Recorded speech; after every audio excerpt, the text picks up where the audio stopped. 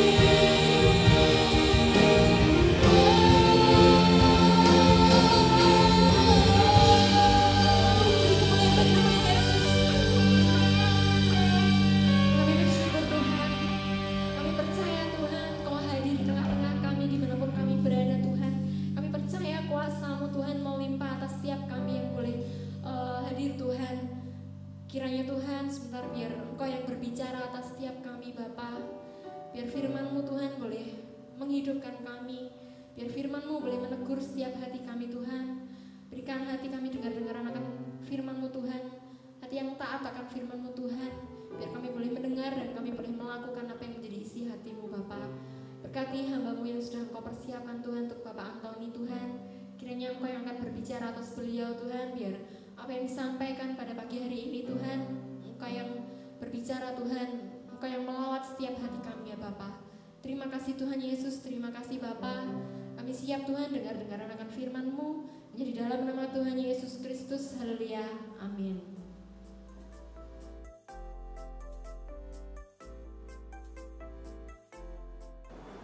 Shalom, selamat pagi Bapak Ibu Saudara sekalian.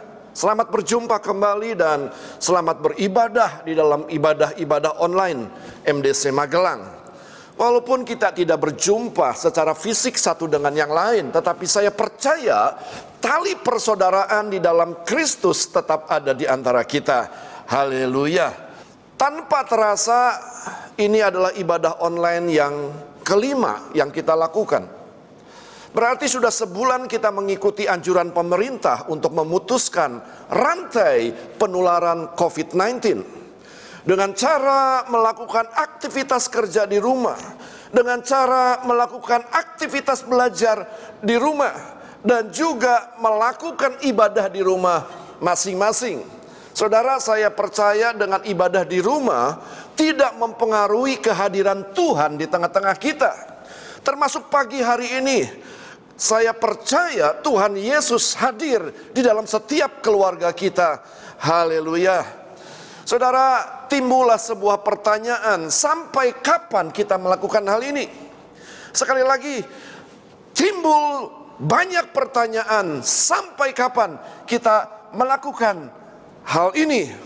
Padahal pergumulan kita ini bukan hanya sekedar virus corona saja, tetapi dampaknya itu yang kemana-mana. Mungkin ada di antara saudara yang sudah kehabisan uang hari-hari ini. Atau mungkin sementara ada pergumulan yang lain, saudara harus bayar cicilan bank, saudara harus bayar cicilan mobil. Mungkin ada pergumulan untuk makan saja sulit, saudara. Pergumulan mencari pekerjaan yang baru, pasca saudara di PHK. Sampai kapan kita bisa menyelesaikan pergumulan-pergumulan ini? Saya berdoa dan berharap firman Tuhan pagi hari ini bisa menjawab segala persoalan saudara, sehingga saudara bisa mengalahkan segala pergumulan yang ada. Pagi hari ini saya ingin mengajak Bapak Ibu saudara sekalian untuk membuka Alkitab kita masing-masing di dalam Kejadian pasalnya yang ke-32 ayat 22 sampai ayatnya yang ke-30. Kejadian pasalnya yang ke-32 ayat 22 sampai ayatnya yang ke-30. Ayat 22. Pada malam itu Yakub bangun dan ia membawa kedua istrinya, kedua budaknya perempuan dan ke-11 anaknya, dan menyeberang di tempat penyeberangan sungai Yapok.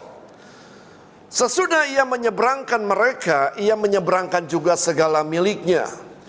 Lalu tinggallah Yakub seorang diri, dan seorang laki-laki bergulat dengan dia sampai fajar menyingsing. Ketika orang itu melihat bahwa ia tidak dapat mengalahkannya, ia memukul sendi pangkal paha Yakub, sehingga sendi pangkal paha itu terpelecok ketika ia bergulat dengan orang itu. Lalu kata orang itu, biarkanlah aku pergi, karena fajar telah menyingsing. Sahut Yakub, aku tidak akan membiarkan engkau pergi jika engkau tidak memberkati aku. Bertanyalah orang itu kepadanya, siapakah namamu? Sahutnya, Yakub. Ayat 28. Lalu kata orang itu, namamu tidak akan disebut lagi Yakub, tetapi Israel, sebab engkau telah bergumul melawan Allah dan manusia, dan engkau menang. Bertanyalah Yakub, katakanlah juga namamu. Tetapi sahutnya, mengapa engkau menanyakan namaku? Lalu diberkatinyalah Yakub di situ. Yakub menamai tempat itu Penil, sebab katanya, aku telah melihat Allah berhadapan muka, tetapi nyawaku tertolong. Saudara yang dikasihi oleh Tuhan, dalam pembacaan Alkitab yang baru saja kita baca, kita bisa pelajari bahwa Yakub sedang menghadapi pergumulan yang sangat berat. Saya percaya setiap saudara, siap atau tidak siap, mau atau tidak mau, saudara akan mengalami yang namanya pergumulan. Karena itu adalah bagian di dalam kehidupan orang percaya. Menjadi orang percaya bukan berarti tidak ada pergumulan. Bahkan saudara akan mengalami banyak persoalan demi persoalan dalam hidup ini. Tetapi Allah menjamin kemenangan lepas kemenangan.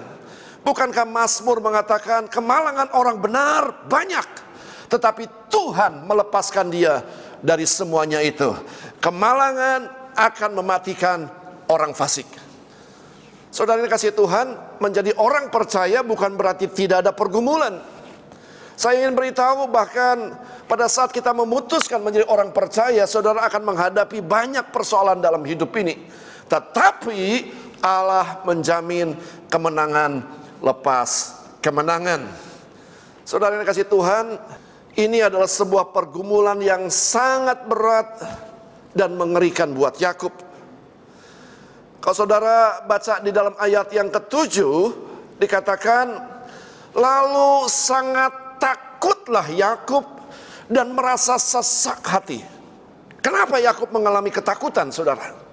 Karena sebentar lagi Yakub akan berjumpa dengan saudaranya yang namanya Esau.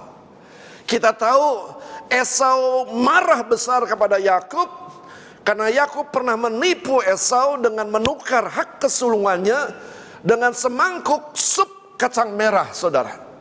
Inilah yang menyebabkan seumur hidup Yakub mengalami ketakutan.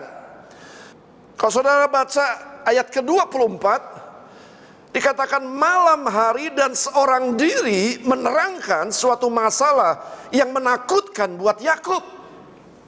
Dan bergulat dengan seorang laki-laki yang tidak dikenal oleh Yakub. Baru di akhir kisah ini, saudara, diketahuilah bahwa pria yang bergulat dengan Yakub adalah malaikat Tuhan atau bahkan Allah itu sendiri. Ternyata saudara, di dalam pergumulan Yakub ada Allah di dalamnya. Sekali lagi, ternyata di dalam pergumulan Yakub ada Allah di dalamnya, saudara. Ternyata di dalam pergumulan saudara pun sesungguhnya ada Allah di dalamnya. Tidak ada peristiwa yang terjadi secara kebetulan buat setiap orang percaya. Semua yang terjadi buat orang percaya itu adalah bagian dari skenario Allah. Saudara, kita mendapatkan ada hal-hal yang rohani di balik pergumulan yang Yakub alami, saudara. Saya mendapatkan ada 5 hal-hal yang rohani di dalam peristiwa ini. Yang pertama, pergumulan itu ada time limitnya, saudara. Ayat 26 mengatakan, lalu kata orang itu, biarkanlah aku pergi, karena fajar telah menyingsing. Saud Yakub, aku tidak akan membiarkan engkau pergi, jika engkau tidak memberkati aku. Saudara, ini yang menjawab pertanyaan-pertanyaan. Banyak orang yang mengatakan, sampai kapan Pak pergumulan ini akan selesai? Sampai kapan virus corona ini akan berhenti, Pak? Saya ingin beritahu saudara, lewat peristiwa pergumulan Yakub, saya mendapatkan sesuatu bahwa pergumulan itu ada time limitnya. Pergumulan itu ada batas waktunya. Oleh sebab itu, jangan cepat putus asa, saudara. Coba sedikit bertahan. Never give up. Tempat kita adalah tanah perjanjian, bukan padang belantara. Padang belantara itu sifatnya sementara saja. Tunggu sampai Allah mengatakan, stop padang belantara, aku akan bawa engkau ke tanah perjanjian. Saudara, seorang pemenang adalah seorang yang mengakhiri sebuah pertandingan. Seorang tidak akan pernah disebut pemenang jika orang tersebut menyerah dan berhenti di tengah jalan. Bukankah 1 Korintus 9 ayat 24 mengatakan, tidak tahukah kamu bahwa dalam gelanggang pertandingan semua peserta turut berlari, tetapi bahwa hanya satu orang saja yang mendapat hadiah. Karena itu larilah begitu rupa sehingga kamu memperolehnya. Oleh sebab itu, kalau ada di antara saudara yang mengatakan sampai kapan pergumulan virus corona dan dampaknya yang kemana-mana itu Pak, saya ingin beritahu, pergumulan itu ada time limitnya, ada batas waktunya. Nantikan sampai Tuhan katakan stop padang belantara, aku akan memberkati engkau. Oleh sebab itu jangan putus asa, jangan mudah menyerah, tetap berpengharapan kepada Tuhan, sebab pergumulan kita melawan virus corona ada time limitnya. Yang kedua saudara, Tuhan seringkali memberikan sebuah masalah untuk melumpuhkan apa yang menjadi andalan di dalam hidup kita. Sekali lagi yang kedua, Tuhan seringkali memberikan sebuah masalah untuk melumpuhkan apa yang menjadi andalan di dalam hidup kita. Ayat ke-25 dikatakan, ketika orang itu melihat bahwa ia tidak dapat mengalahkannya, ia memukul sendi pangkal paha Yakub sehingga sendi pangkal paha itu terpelecok ketika ia bergulat dengan orang itu. Saudara yang dikasihi oleh Tuhan, sendi pangkal paha adalah sumber kekuatan seseorang untuk bisa berdiri. Saya bisa berdiri di hadapan saudara karena saya ditopang oleh sendi pangkal paha. Tuhan ingin saudara, sumber kekuatan kita adalah Tuhan. Tuhan ingin sumber penopang dalam hidup kita ini yaitu Tuhan. Mungkin selama ini saudara sebagai orang percaya, mungkin selama ini saudara sebagai orang Kristen, tetapi sumber kekuatanmu adalah uang. Dengan mudah engkau mengatakan semua bisa diatur kalau kita punya uang. Mungkin selama ini saudara sebagai orang percaya, selama ini saudara sebagai orang Kristen, tetapi sumber kekuatanmu adalah kepandaian saudara. Tuhan seringkali izinkan masalah datang di mana uang tidak bisa menolong saudara. Tuhan seringkali izinkan masalah datang di mana kepandaian tidak bisa menolong saudara. Bukankah uang tidak bisa menyelesaikan virus corona? Seolah-olah uang tidak bisa menolong. Oleh sebab itu Allah izinkan mematahkan pangkal paha Yakub yang merupakan sumber kekuatan Yakub untuk bisa berdiri. Allah ingin Tuhanlah menjadi sumber kekuatan kita. Yeremia 17 ayat 5 mengatakan, beginilah firman Tuhan, terkutuklah orang yang mengandalkan manusia, yang mengandalkan kekuatannya sendiri, dan yang hatinya menjauh daripada Tuhan. Diberkatilah orang yang mengandalkan Tuhan, yang menaruh harapannya pada Tuhan. Saudara yang dikasihi Tuhan, ingat Musa ketika berperang dengan bangsa Amalek. Alkitab mengatakan ketika tangan Musa terangkat ke atas, maka kuatlah bangsa Israel.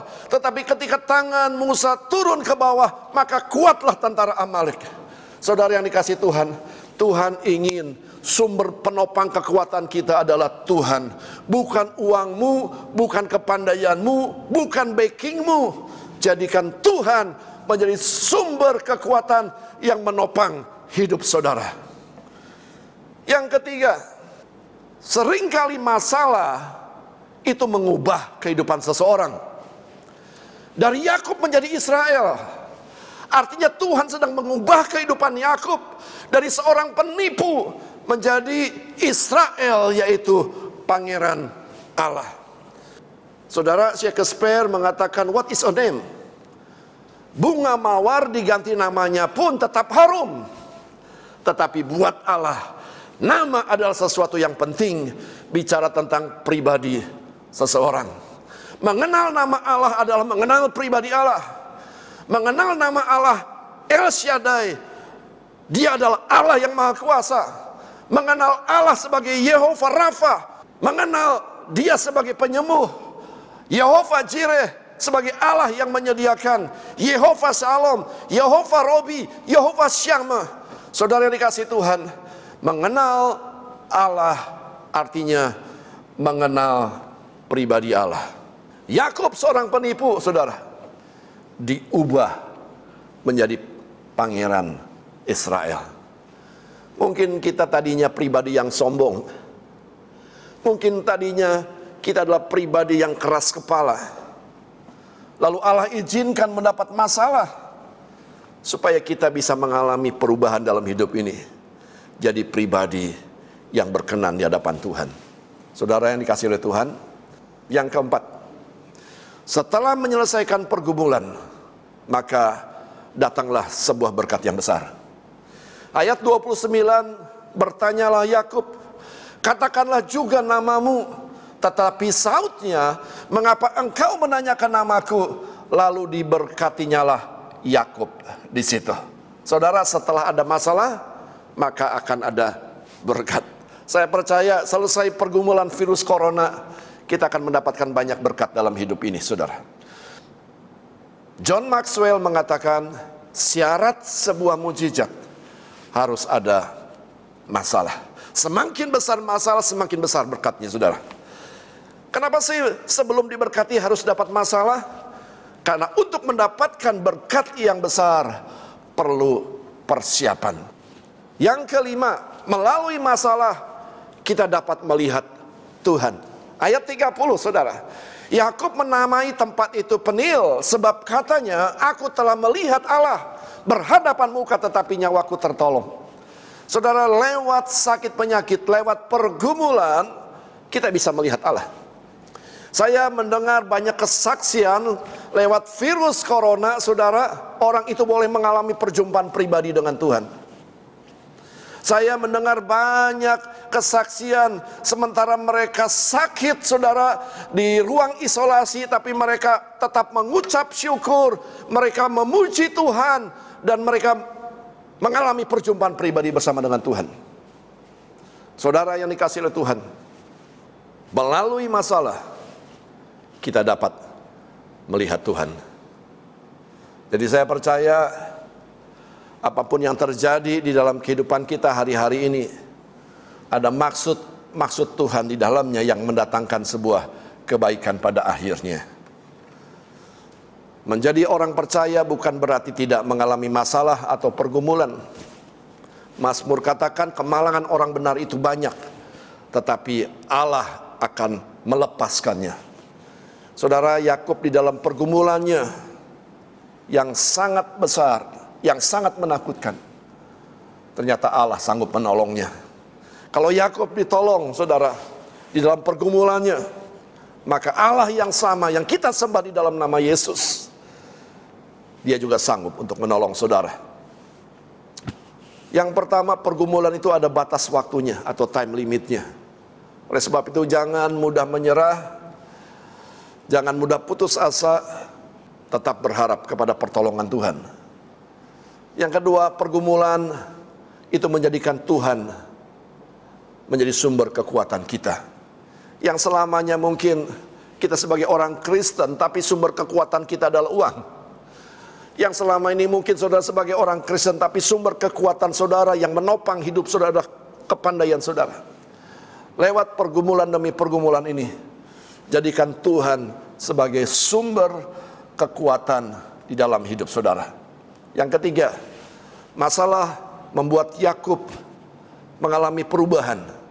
Yang tadinya seorang penipu menjadi Israel, pangerannya Allah. Saya percaya lewat pergumulan demi pergumulan itu akan mengubah kita semakin hari semakin berkenan di hadapan Tuhan. Yang keempat, di balik pergumulan Tuhan sediakan berkat buat saudara. Yang kelima, pergumulan membuat kita bisa melihat kedahsyatan Allah, kekuasaan Allah. Oleh sebab itu, tidak ada sesuatu yang kebetulan yang terjadi dalam kehidupan orang percaya. Semua ada dalam kendali Tuhan. Dan tidak ada rancangan Allah yang buruk, saudara. Tetap setia dan jadikan Tuhan sebagai sumber kekuatan saudara dan saya. Amin. Mari kita berdoa. Tuhan Yesus, hamba berdoa pagi hari ini, Engkau melihat setiap jemaat sedang mengalami pergumulan-pergumulan yang berat di dalam hidupnya. Kami perlu pertolongan Tuhan untuk melepaskan kami dari segala pergumulan. Hamba berdoa, jangan biarkan ada di antara mereka yang putus asa. Jangan biarkan ada di antara mereka yang tawar hati. tapi mereka tetap berpengharapan kepada Allah yang disembah oleh Abraham, Ishak, dan Yakub, kepada Allah yang kami kenal di dalam nama Yesus. Engkau adalah Allah yang sanggup melepaskan kami dari segala pergumulan yang sedang kami hadapi. Terima kasih Tuhan, biarlah firman Tuhan ini boleh menginspirasi kami untuk kami lebih dekat lagi dengan Engkau, untuk kami lebih serius lagi dengan Tuhan, sehingga kami bisa melihat kedahsyatan Allah di dalam kehidupan kami. Terima kasih Tuhan. Hamba berhenti berbicara, tapi biar Roh-Mu terus berbicara atas setiap kami. Aku berdoa buat seluruh jemaat MDC Magelang.